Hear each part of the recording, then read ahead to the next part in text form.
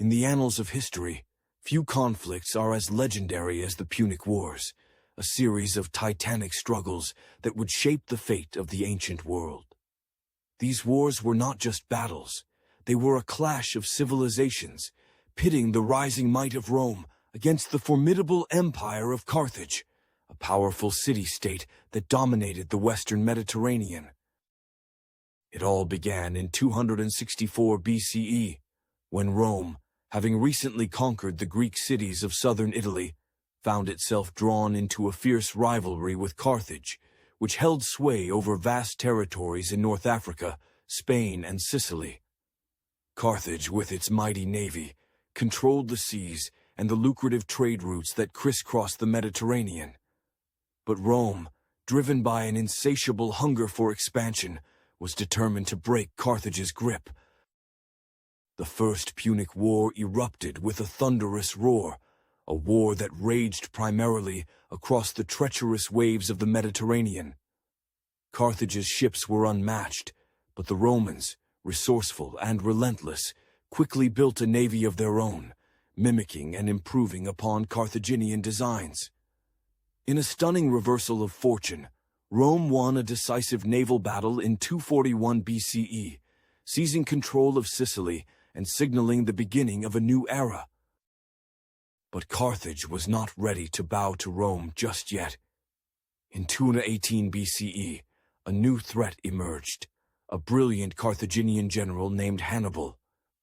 In an audacious and daring move, Hannibal led his army, complete with war elephants, across the towering Alps in the dead of winter.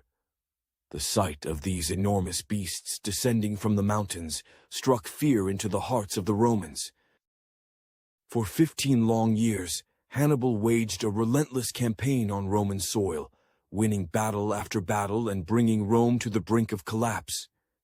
Yet even Hannibal could not defeat the indomitable spirit of Rome. In 202 BCE, forced to defend Carthage itself from a Roman invasion, Hannibal returned home, only to face a crushing defeat. Carthage was compelled to surrender Spain to Rome, and with it, vast riches. The final act of this epic saga came in 146 BCE, after decades of uneasy peace. Rome, now spurred on by the fiery oratory of Senator Cato, launched a brutal assault on Carthage. The Third Punic War was a cataclysmic showdown, lasting 3 years and culminating in a devastating siege. The once great city of Carthage was obliterated, its people slaughtered or sold into slavery. Rome emerged as the unrivaled master of the Mediterranean, its power stretching from the shores of North Africa to the coasts of Spain, Macedonia, and Greece. But this triumph came at a tremendous cost. The long wars had drained Rome of its youth, with countless lives lost on the battlefield. The Italian countryside lay in ruins, its farms decimated by Hannibal's rampaging forces or abandoned by soldiers who had gone off to fight. Upon their return, many soldiers found their lands overtaken by wealthy landowners, who turned small farms into vast estates. The social fabric of Rome was forever altered, as the influx of riches and enslaved people brought new customs and luxuries, changing the very nature of Roman society.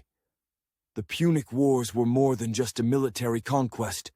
They were a turning point in history, marking Rome's rise to supremacy and the beginning of an empire that would rule the known world for centuries.